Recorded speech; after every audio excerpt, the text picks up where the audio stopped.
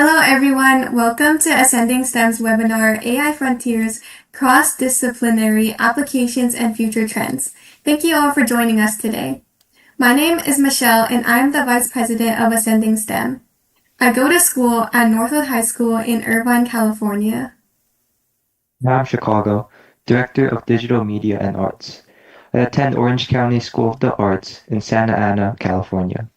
And I'm Alex, Director of Information Technologies. I go to school at Troy High School in Fullerton, California. We're excited to have you with us today. At Ascending STEM, our mission is to inspire and empower the next generation of innovators by encouraging students to explore careers in science, technology, engineering, and mathematics. As artificial intelligence continues to transform nearly every industry, understanding its opportunities and challenges has become more important than ever. Here's a brief overview of today's webinar agenda. We'll begin with an introduction of the speakers followed by a moderated discussion where we'll ask our speakers several questions about AI's applications, impact, and future directions across different disciplines. Following the discussion, we'll open the floor for a live audience Q&A. Feel free to type them in the chat or private message them to a host, giving the attendees the opportunity to ask their own questions. We are honored to welcome 3 distinguished guest speakers who bring extensive experience in AI research and its real-world applications. Dr. Jingfeng Hao, Dr. Yunyun Zhou, and Dr. Alex Carter. Thank you all for taking the time to join us. Our first guest speaker is Jingfeng Hao. She is a Hugo Award-winning science fiction writer, economist, and education entrepreneur. She holds a PhD in economics and a bachelor's degree in physics from Tsinghua University. Her acclaimed works explore the social impact of technology, artificial intelligence, and future societies. Beyond writing, she founded Tongxing Academy to promote innovative education and has been a visiting scholar at the Harvard Kennedy School. Her unique interdisciplinary background bridges science, economics, education, and storytelling. Our second guest speaker, Dr. Yunyun Zhao, is an adjunct professor of Brown University and co-founder of iMy Health. She holds a PhD in electrical and computer engineering from Washington State University and previously conducted research at the Children's Hospital of Philadelphia and Temple University Hospital. Her work focuses on AI in medicine, bioinformatics, knowledge graphs, and cancer informatics, with more than 60 peer-reviewed publications. She also teaches at Brown University Summer School, mentors students across academic levels, and judges the Regeneron, ISEF, and STS competitions. Our final guest speaker is Alex Carter. She is the CEO and co-founder of XPerf, an AI native control plane software company, building the validation and reliability layer for heterogeneous AI data centers. XPerf's products, Cluster Ready, Ops Pilot, and Load Steer help operators bring up, stabilize, and orchestrate large GPU fleets spanning NVIDIA, AMD, and custom silicon. Dr. Carter brings deep roots in AI infrastructure performance, having led AI cluster management and ML-Perf benchmarking work at Intel before founding XPerf. She holds a PhD from Princeton University and an undergraduate degree from Tsinghua University.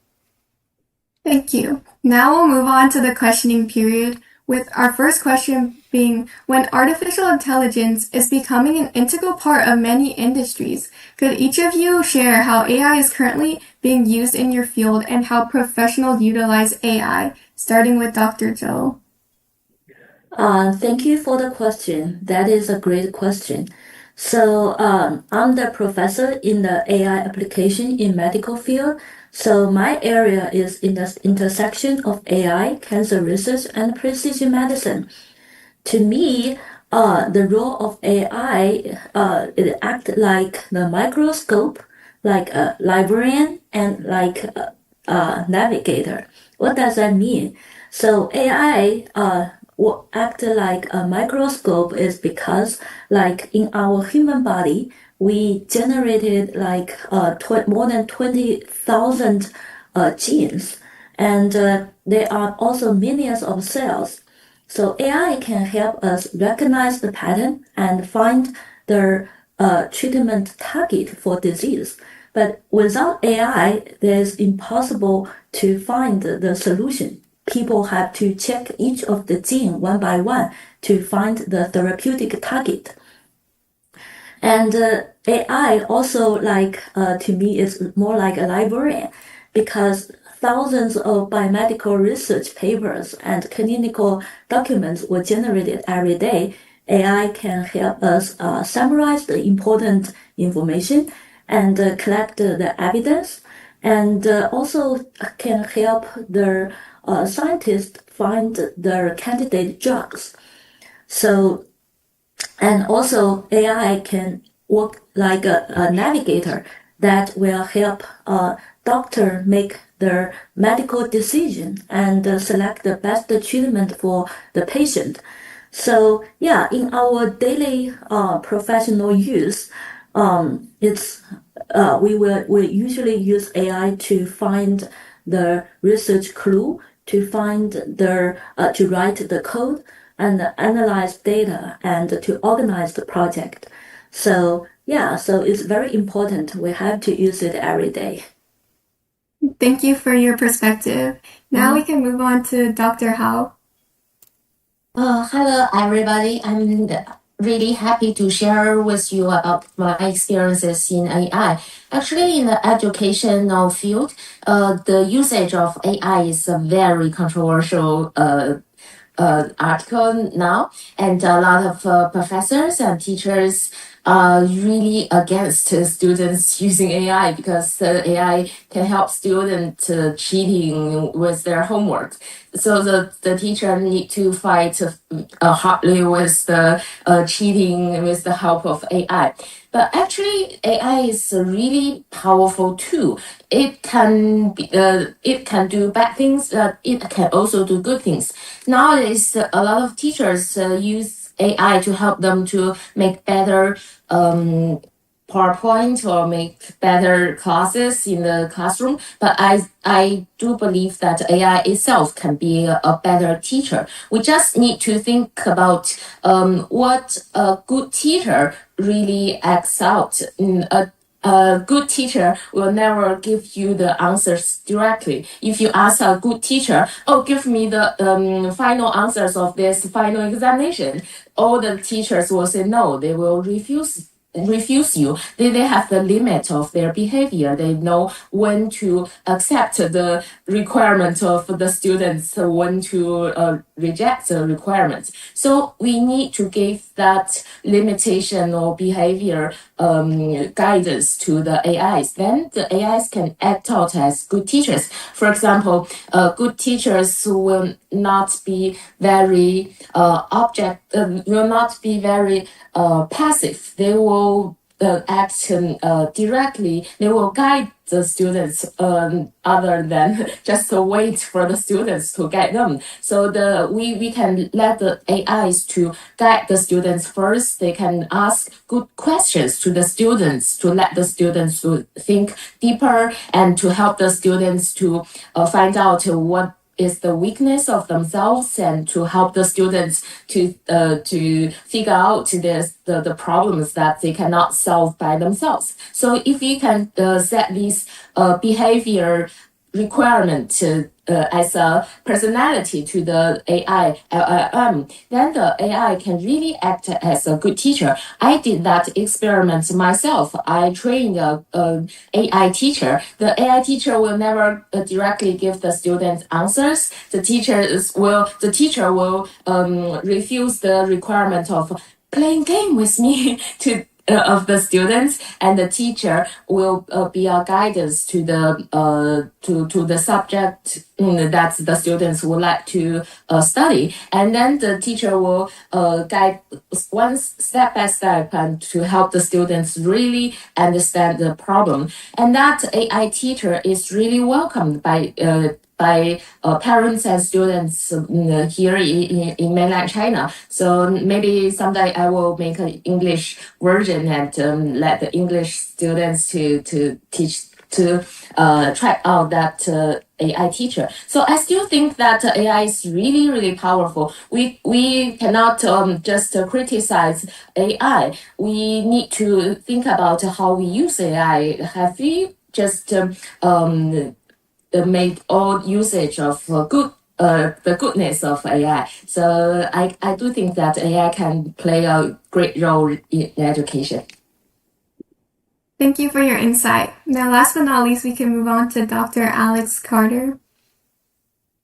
Thanks. I think this is a good question, and I truly agree with Dr. Hao to say that we have to train the AI in order to utilize it efficiently. So I am in the industry of software. We build software that work closely with hardware. So I think AI has profoundly changed the software, or basically the programming. Vibe coding is a new trend.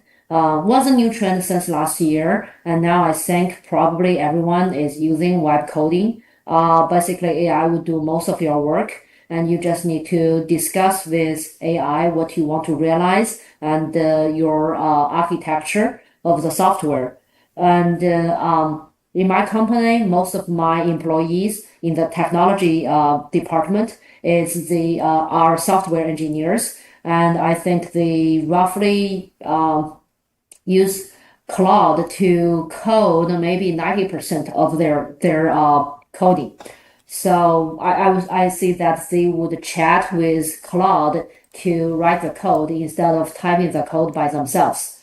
So I think one of the reasons that Anthropic is so strong is the revenue is so strong is that Claude is almost always the best choice among all the large language models in terms of coding.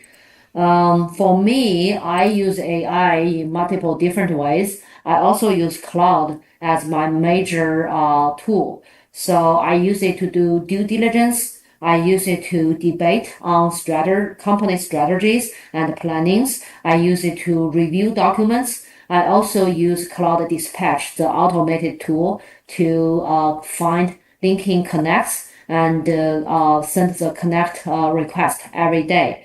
So I use it to make slides and use it to write documents, like have AI wear different hats. So one trick about using AI is to give it different hats. And I think it has changed our life a lot. And roughly, I think we can produce 3 times to 10 times more with AI than without it. Thank you. Now we'll move on to question 2. Younger generations use AI tools for learning, but they also have concerns about using them ethically and responsibly. How can we ensure that AI is used responsibly to advance our society and support future generations? Starting with Dr. Hao. Actually, I do believe that the younger generation need to embrace AI actively, not only waiting for the others to push everything to you. You need to explore the AI world by yourselves. First of all, now almost all new jobs, all jobs is involved with AI. So whatever major you chose in university, when you graduate, so when you enter the professional field, you find that all the jobs you can find intertwined with some kind of AI. So you need to explore the AI world, just like maybe 20 years ago, people need to study how to use computers. Now, using computers is not a problem for everybody, but AI is just like a computer. It's a basic tool, and you need to use it well to help yourself. And AI, it's not just as asking and answer question like a dictionary. It's not like this. And especially the agent, it can have personalities, it can have a lot of skills, it can help you to do a lot of things. But the problem is how to use it well. What would you like to do with the help of AI? That's the problem for younger generation. I found some of the students do not have enough motivations. For example, I would like to build a software. I would like to write a novel. I would like to make a movie. I would like to help people. I would like to explore a scientific topic. So these kind of motivation is somewhat not very sufficiently explored in the younger generation. I do not mean that you need to have the high motivation at your age. You're just so young, but you have 5 years or 10 years to find out what is the motivation of yourself, what is your passion in your life, what is the direction you would like to go, and what is your contribution or your help that you can give to the society. If you have these questions, the answers to these questions, if you do have your motivation, then you find out that, oh, AI is so powerful to help you. If you set a goal and AI can help you with the little steps, and the AI can help you with the plan, and act out the plan. So you will have a really powerful assistant to your dream, but you need to have a dream first. So that's I think maybe that's the most important thing for the younger generation. Do not think that AI is an enemy to is your competitor in the job market. No, it's not like that. AI can help you and make you more powerful and help you be a super human. So just try to use it well. Thank you very much. Maybe now we can continue with Dr. Carter. Sure. So when I read this question, I actually got three different ideas.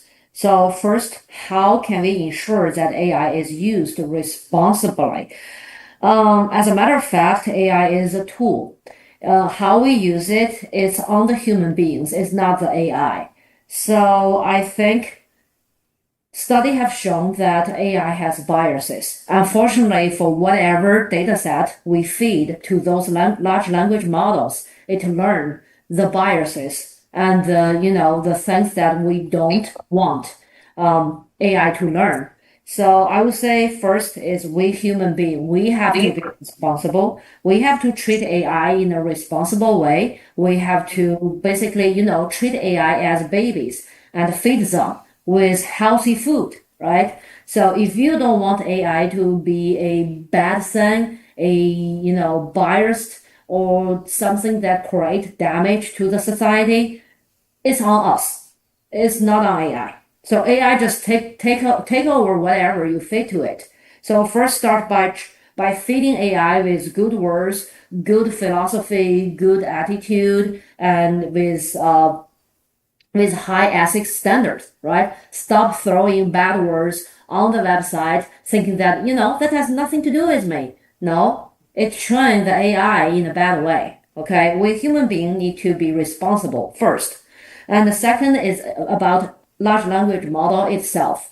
Due to the mechanism or due to the nature of large language model, it will generate hallucination. So when we use AI, we have to pay extra attention for data fabrication.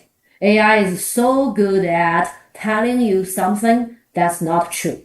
Always ask AI, do you have data? Double check your data sources. Always check that. Once you believe it, which is fabricated data, fabricated facts, it may cause very big consequences. So that's a way to, let's gate AI just due to the nature. Maybe we'll get another mechanism. Maybe the future AI will not build on transformer transformer is a mechanism, okay? But for now, unfortunately, AI, by its nature, will create hallucination, which is fabricated facts. And the third thing is how to support future generations. Number one, use AI for sure. Everyone is using AI, which give you 10 times or more efficiency. If you don't use it, you lose already. But meanwhile, I suggest everyone for every week or at least every month to take a no AI day. Go back, rely on yourself. Do not lean towards AI all the time. Take a day out of AI and still see if you can survive. This is going to be crucial. Critical thinking and independent thinking is going to be crucial when everyone relies on AI. Thank you very much. Now we can move on to Dr. Joe.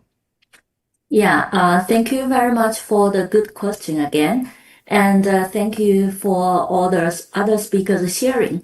So I totally agree that it's the AI era. We have to embrace the AI and make sure everyone use it. Otherwise, we will be behind. But how do we use the AI responsibly? So I would like to share this concept from five aspects. First of all, as other speakers mentioned that we have to feed the good food, good nutrition food to the AI. We have to make sure that AI take the high quality data. Otherwise, it's going to be garbage in, garbage out. And AI may fool us, but we don't know. And I think, secondly, we need to make sure AI can generate the results fearlessly. What does that mean? It means that it's possible that AI was trained only on a small set of the population, and it benefit for a subpopulation for certain race. And especially when you apply the AI in certain domain, like in our medical field, we definitely has large language model, but we still have to use AI for continued training. But the continued training, we require extra resources. If the extra resource only focus on small set of the race and population, it will not equal to other population. We have to make sure AI can benefit to the whole society. And I also think AI we should use AI transparently. What does that mean? It means that AI to most of people is a black box. And I think it's important to know how AI work, especially when students are doing research and you use AI, but you have to understand AI. And right now, explainable AI become a very hot topic in the society, in the research and AI algorithm society. So people want to examine what's happening inside of the black box. So fourth, I think we want to keep privacy, because AI knowing pattern from the training set. The training set could include like patient medical record. It may also include like a school record, personal conversation, and use AI carefully to avoid like your privacy are leaked to the public. And of course, AI, we should use AI responsibly, because when AI make a mistake, we cannot put AI into the jail, right? So humans still should take the responsibility, and we shouldn't lose our control of the AI, and especially in some high stack area like medical area, finance area, and like the education area. So we have to make sure AI is under our control. And as the matter for how the AI support future generations, I think right now we should consider AI as our personal assistant, as our partner in like study partner, research partner, and all kinds of partners. And because previously, the first generation of AI is something more like a Google. You ask a question and AI answer the question. But right now, AI can actually actively remind you something, and if you use AI effectively, it can schedule a meeting for you. It can automatically respond the email for you, and it also can browse all kinds of websites and grab relevant information to answer your question. So because AI becomes so powerful, we have to learn how to use AI and understand AI, and eventually we can develop AI. So that's our goal. Thank you. Thank you very much for your insight. All right, moving to question 3. AI is advancing at an incredible pace and is shaping the future of society. So, looking ahead, how would the utilization of AI change in the future? What would probably change in our society? Dr. Carter, can you please start? So AI is changing really, really fast. The fact is that many things evolve in an exponential way. However, we human beings are only good at extrapolating in a linear way. So it's super hard to predict what's gonna happen about AI in the long-term future. Like right now, I can only see to the future like 2 to 3 years. I can't even tell from 5 years because it's just everything is booming, is exploding that it's super hard to predict. So one thing I can see in the near future is that as AI become more and more powerful, also become more and more capable of execution. Like 2023, you can only chat with it. It can do nothing for you. Now it can actually execute. And as the accuracy keep increasing, we can eventually apply AI to real world production. Like if you chat with ChatGPT, it has 70% accuracy, no problem.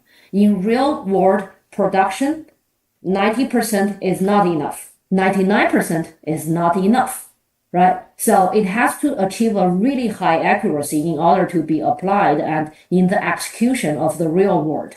So, but I see that it's reaching there, it's heading there, just like we are using AI to do coding. The accuracy is pretty high, right? Then it's just a matter of time to apply AI to other industries and achieve high accuracy. That's one thing. And because I work in the AI infrastructure, I can see that the demand of AI infrastructure is increasing like crazy.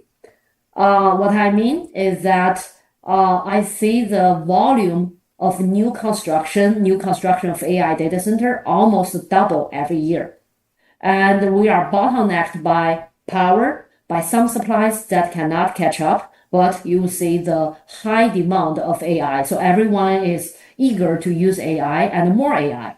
So in the coming 2 to 3 years, I think the AI infrastructure would continue increase. And it's the rule that you would first build the infrastructure, and then you would build the platform in software layer, and then you would build thousands to multiple thousands of tens of thousands of applications. Okay, so that's one thing I see. What would probably change in society? We already observed that many traditional jobs get cuts. Like we already get layoff from the software engineers, right? Meanwhile, we see an increasing of so-called forward application engineer. That's the AI engineer. So basically, if you want to use AI, you need someone to help you, right? So on one hand, I see a job cut in some traditional roles. On the other hand, I see job increasing and actually a big demand in the in all the industries. Like everyone is hiring AI talents, right? So, but long term, I think we would suffer from a period that the old skills cannot make any money anymore. However, people need to adapt to the new world, to the new demand. And long term, honestly, in 20 years or so, I think AI can probably take over 80% of current jobs. I'm talking about current jobs, not the new jobs. Okay, I don't know how many new jobs is gonna be created, but current jobs, I think in 20 years, 80% would be replaced by AI and robotics. Thank you for your insight. We can move on to Dr. Joe.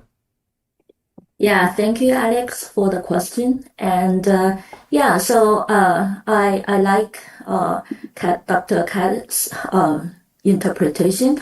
I totally agree that the utilization of AI has changed a lot of aspect of our life. And for example, in the medical field, AI replaced many scientists' work. So, for example, I'm a bioinformatician. Our daily job, is to try to write computational code to solve the biomedical problem. But right now, a lot of steps has been replaced by AI, and it can, especially repetitive work and the standardized pipeline. AI can definitely run very fast and to generate the results very quickly. So, but I don't think human will be replaced because human still have the final say, and human has the creativity, and because we have the idea, we observe the problem in our daily life, and we know what is the emerging problem that has to be solved. So we can use the idea and the insight and observation to guide AI to help us solve the problem. I think definitely many jobs has been replaced by AI, but meanwhile, a lot of other new jobs has been generated. So it's many traditional job has been replaced, like for example, like software engineer. Previously, software engineer, as long as you are capable of writing code, you are safe. You will find a good salary pay, right? But right now, the software engineer, a good software engineer has to know how to manage many AI agents at the same time. So if you can use limited time and meanwhile managing like thousands of the AI agents work for you, actually yourself, just you can replace the whole team as before. So using the AI agent effectively and efficiently would be more important. So yeah, I think the future is not just human versus AI, but the real question is what kind of partnership between us and AI, right? Between human and AI. AI can tell us what may be possible, and AI also can confidently tell us answer, but it's wrong. So we have to know how to guide AI and make the AI generate useful and reliable results for us. Thank you. Thank you, Dr. Joe. We could then proceed to Dr. Hao. Yeah, I fully agree with Dr. Carter and Dr. Zhou. I do think that AI, the most important impact of AI on the society is it will make the organization size much smaller than before. When I say organization, I mean corporations, small companies, and academic groups, and all the other organizations. Because if you see AI as assistants and workers, you will find that before AI era, you need to 10 people, 100 people, 1,000 people to do one thing. And now with the AI assistant, you need less people to make the same thing work out. For example, you in an academic group, before the AI era, perhaps a professor need 10 doctors to help him to just work out a project. But now maybe he needs just 2 doctors, students, and with all the other help of AI. For you students, you need that, we do not have opportunities because the professors will not recruit so many students to work with him. But on the other side, it also gives more opportunities to everybody, because before the AI period, if you would like to develop a software, you need to recruit 100 software engineers working for you. Then you need a large amount of money in the investment. If you would like to be a director for a movie, you need 1,000 people to work on this project, and you need a large amount of investment for a movie. But now, maybe with the help of AI, 3 students can do a really good software, and you do not really need investment at the first hand, and you yourself can be a director, or a small group can make a really good movie with the help of AI. That gives people, everybody, more opportunities. So you can see AI as a crisis on the society. It's just grab a lot of jobs on the job market. But if yourself has the creativity and yourself would like to do some good things to create something, and you find out, before that I can never achieve this, but now with the help of AI, you do not need a large amount of money, and you can start very quickly, and you can do things by yourself or with the help of your students. You can make small groups, and you can compete with the big companies, and that give everybody more opportunities in the future. So I think that the trainings and the educations and public discussions on AI is required to help people to change their mind. Do not see AI as an enemy, to see AI as the assistant for everybody, and you can do great things with the help of AI. Okay, thank you, Dr. Hao. Thank you all for sharing your insights. We will now open the floor for audience questions. If you have a question for any of our speakers, please feel free to submit your questions to the hosts through the chat. Okay, so the first question is, what are some of the most impactful or common applications that you've seen or you've already used, and how has AI changed the way professionals approach their work? Dr. Zhou, do you want to start this one?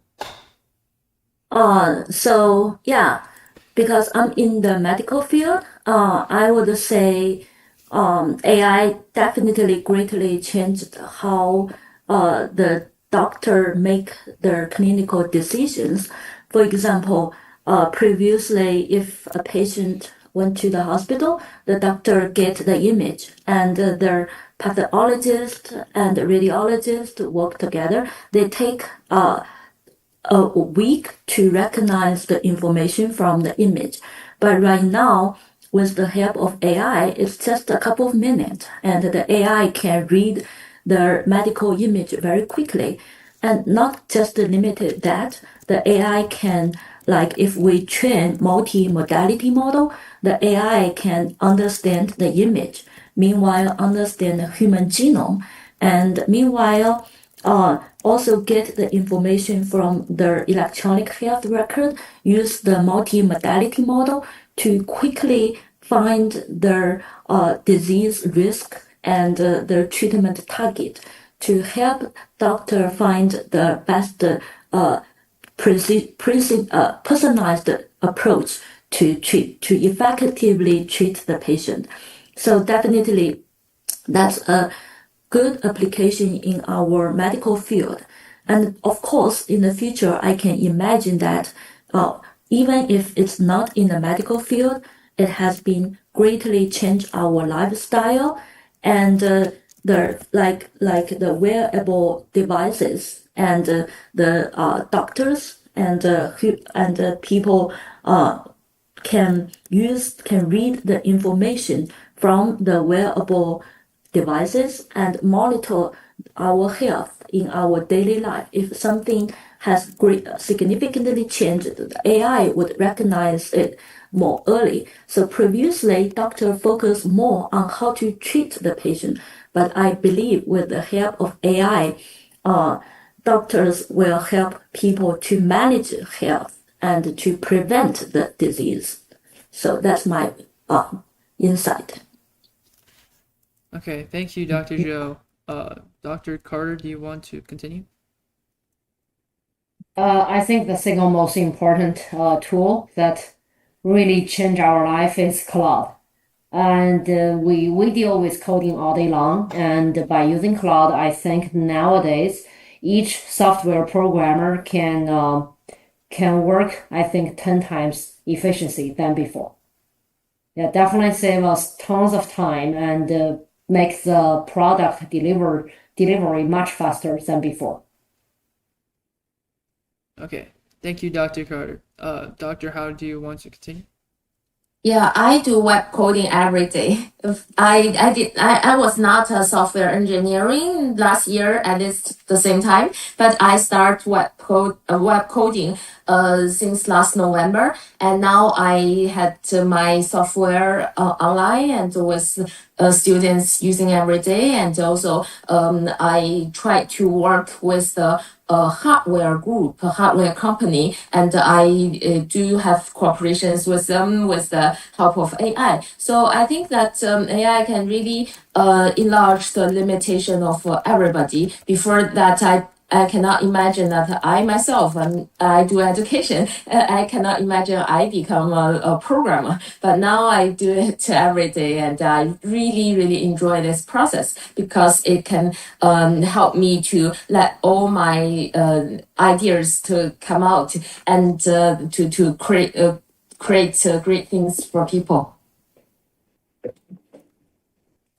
Okay, thank you, Dr. Hao. Another question is, what unique human skill becomes more valuable as AI automates technical tasks? Dr. Carter, do you want to start this one? I think independent thinking is more valuable. Like you can easily get information through AI online. You can easily get a lot of things, but it's you to make the judgment whether AI is driving the car in the right direction or not. I very often tell AI, no, this is not the way you drive. Or tell AI, no, this is not true. My gut feeling is such. And AI would go ahead and do a lot of things. You would find if you talk to AI, hey, I got a problem, how to solve it? It will tell you a lot of things. And then all of a sudden you say, but how about some other aspect? And the AI will say, good point.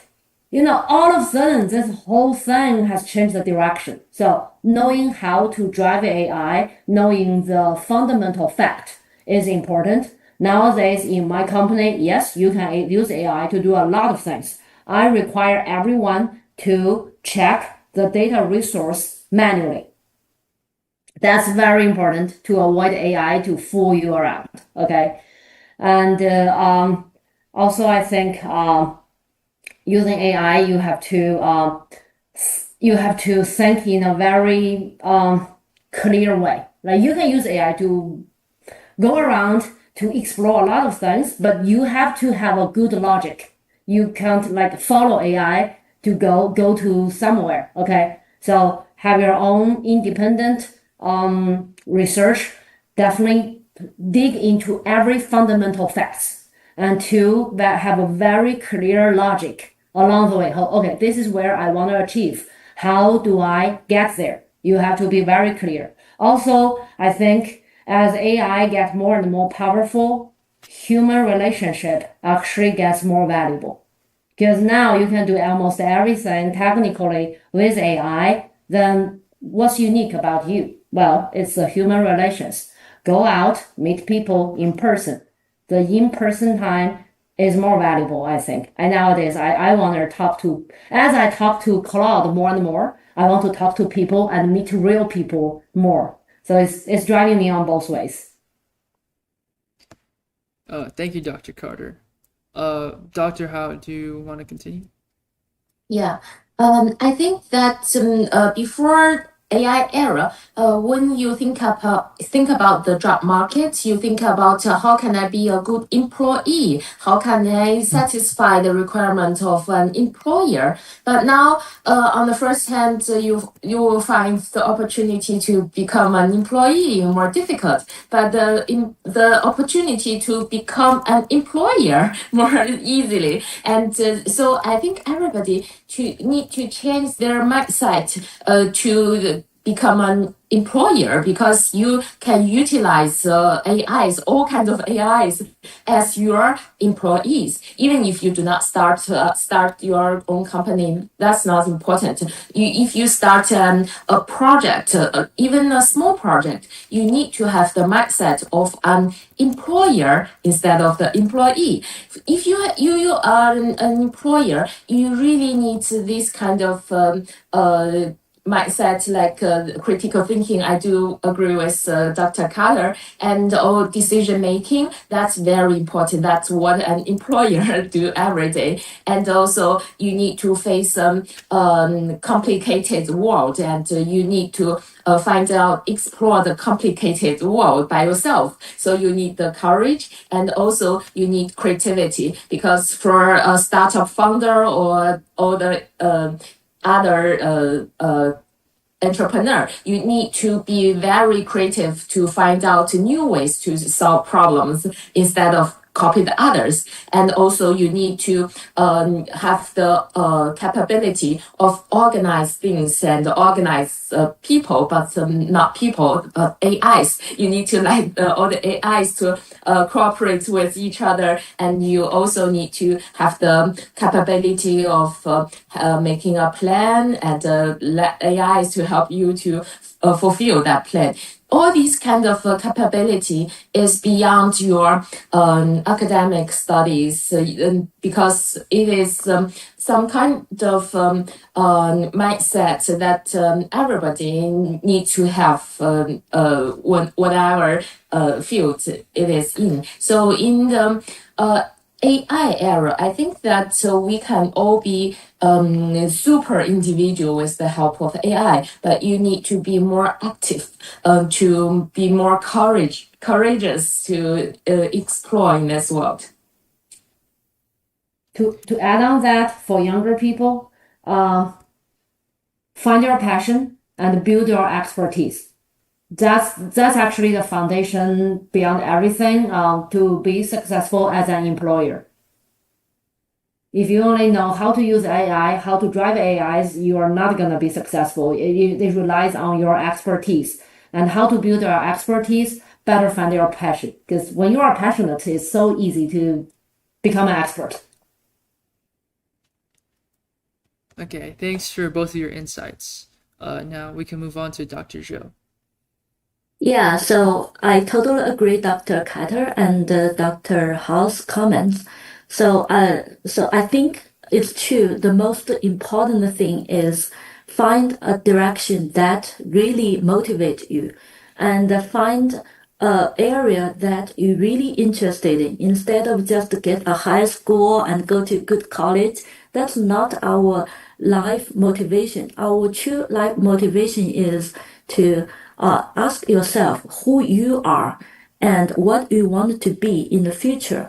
And as long as you figure out who you are and what most interesting area to you, just have all your encouragement and just go ahead, chase for it, do it. Okay, so that is something AI cannot replace.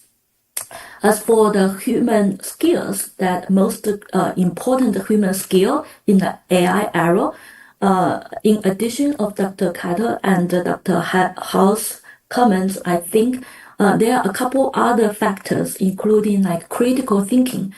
Critical thinking is kind of like independent thinking, right? But critical thinking also is something like think out of from the box. If everyone say, "Oh, we should do physical AI and we should develop like data center maybe," so you might think about the question out of the box. If everybody go that direction, why is you should go to that direction? What is the unique part and capability and unique resource let you go to that direction?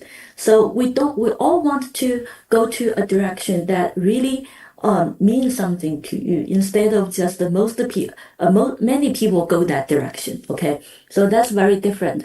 And another thing I think is important is problem definition.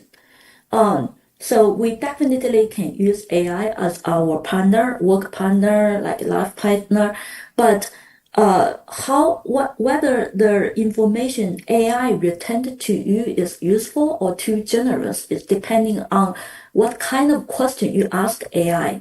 If you can define a clear question and very concrete and very unique question, sometimes AI actually can inspire you and you can inspire AI and you can work together, generate some astonished ideas that nobody else, you cannot find anywhere else. Okay, so problem definition is very important. And of course, like curiosity, like creativity, those are important factors that will help you be more success. But as human, I mean, a lot of work has been replaced by AI, like Dr. Keiter mentioned that talk to human, communicate with human in person. So because AI doesn't have empathy, so although AI pretend to have empathy, but that's still AI cannot truly understand your feeling. That's why I always read news that people say, "Oh, I'm depressed. I want to go to suicide." And in the beginning, AI tried to suggest you that's not a good idea. But if you keep arguing with AI maybe think, "Oh, that's a good idea." So yeah, so I see a couple of lawsuits just because after talking to AI and people commit suicide. So that's dangerous. So definitely people should not lose the control of AI and thinking critically and understand people don't misleading by the AI. So and solve and define important and valuable questions and solve real world problem. That is our responsibility. Okay, thank you. Thank you, Dr. Zhou. And that would also wrap up our audience Q&A time.